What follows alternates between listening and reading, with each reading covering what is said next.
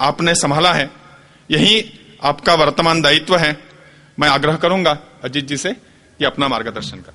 माननीय निवेदिता दीदी जी, चतुर्वेदी जी, मध्य प्रांत के इस महाशिविर के आयोजक और संयोजक, मेरे साथीगण यहाँ पर मुकुल जी, प्रवीण जी, और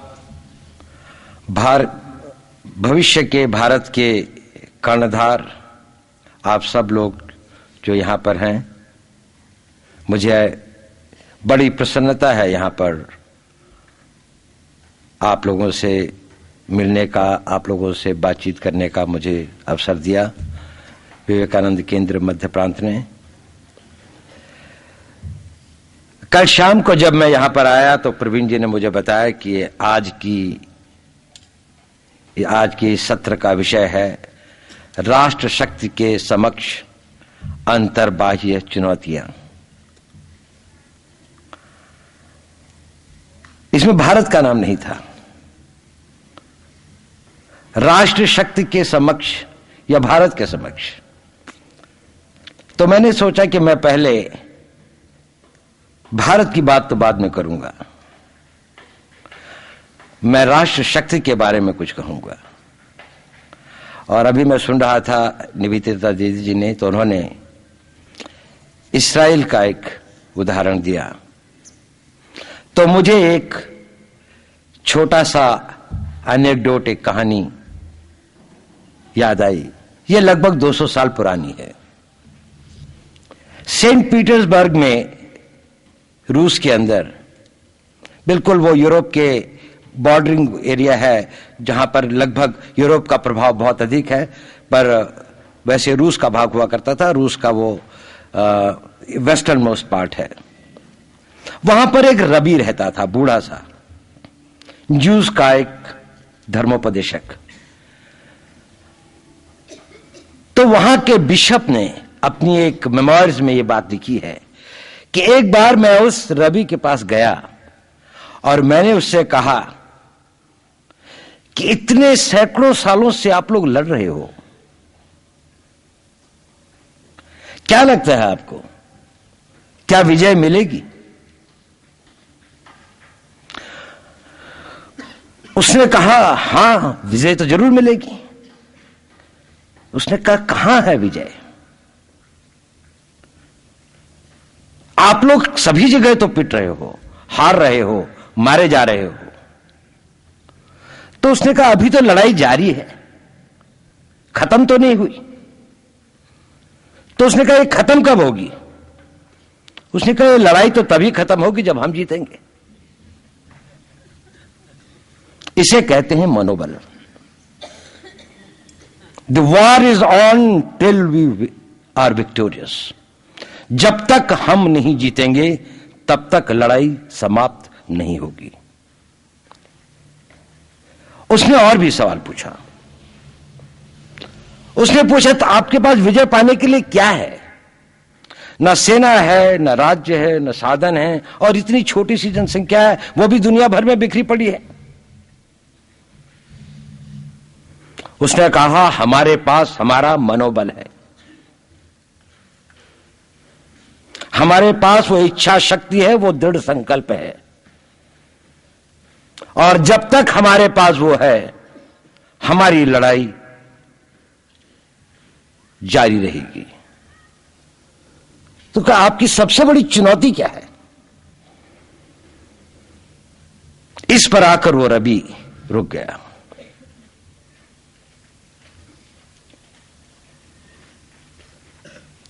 उसने कहा मैं बूढ़ा हो गया हूं, मुझसे यह सवाल मत पूछो।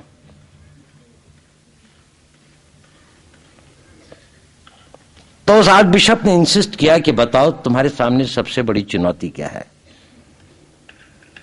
उसने कहा मेरे सामने सबसे बड़ी चुनौती है इस आग को अपनी आने वाली पीढ़ियों तक पहुंचाना और इसको जिंदा रखना। क्या मैं इस काम को कर पाऊंगा? क्या हमारी पीढ़ी इस काम को कर पाएगी? सबसे बड़ी चुनौती यह है।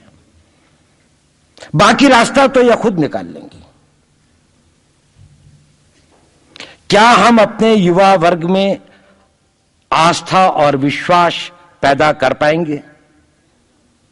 शब्दों की आस्था, शब्दों का विश्वास नहीं, आत्मा की आस्था, हृदय का विश्वास। यह पर्यायवाची शब्द नहीं है। आस्था, जो उसने शब्दों का प्रयोग किया था, आस्था फेथ है जिसमें रीजन नहीं है, उसमें तर्क नहीं है। विश्वास कॉन्फिडेंस है जिसमें तर्क है। विश्वास टेंजिबल्स में होता है, आस्था एब्स्ट्रैक्ट में होती है। यानी आस्था उन चीजों में होती है जिसको आप देख नहीं सकते, जिसको आप छू नहीं सकते, लेकिन महसूस कर सकते हैं आत्मा की गहराइयों से। विश्वास उन चीजों का होता है जिनको आप देख सकते हैं, जिनको आप नाप सकते हैं। विश्वास होता है आपके नेतृत्व में, विश्वास होता है संगठन में, आस्था होती है अपने विश्वासों में, आस्था होती है अपने धर्म में, आस्था होती है उन फिलोसॉफिकल, उन आपके जो तत्व हैं, जो जीवन के सारभूत तत्व होते हैं, उनमें आपकी आस्था होती है। उसके लिए कोई रीजन नहीं होता। जब आप अपनी आस्थाओं को तर्क के द्वारा या अपने विश्वास को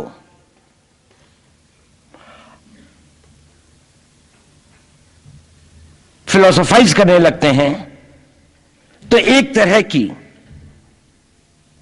कॉन्फ्लिक्ट सिचुएशन पैदा होती है जिसमें आप कर्म नहीं कर पाते। आस्था के बारे में कभी तर्क मत करें। वो एक given fact, given reality of life है।